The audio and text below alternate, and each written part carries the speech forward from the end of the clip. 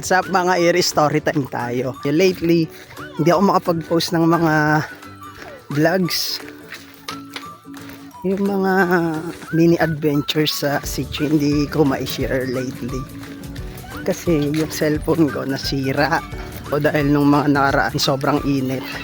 Para siyang nag-overheat, tapos hindi na siya nag-open nung bigla siyang nag-shutdown. Hindi na siya nabuksan. Low na pala yung battery niya. Yung mga heating issue na.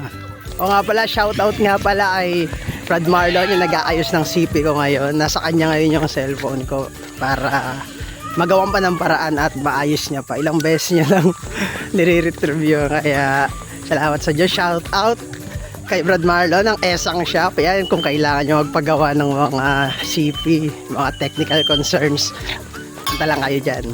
Naalala ko nandun yung mga vlogs na yung pumunta kami sa Hidden Falls, yung pumunta kami sa Sitio Balatong, yung adventure namin nung gabi, yung horror story na na-encounter ko sa paanong bundok, yung mga batang naglilinis ng upuan sa gitna ng ilog. Marami pa kaming hindi na i-share na gusto rin namin ma-share sa inyo para kahit wala kayo dito, na-update kayo sa mga mini adventures namin dito. At malay nyo, di ba? One time, maranasan nyo din. Kaya sana talaga ngayon, kung hindi naman na talaga mariretrieve yun at hindi na mababalikan, that's the sad reality.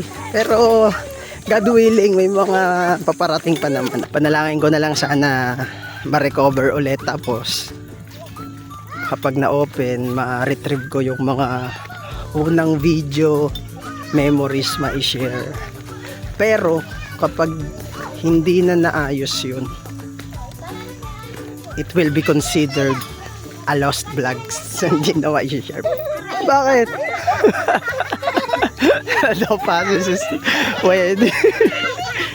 Nadapa na, pinagtawanan nyo ba? Siya naman nadapa, masaya pa siya. Napakan yung bato. Ayun nga mga ear.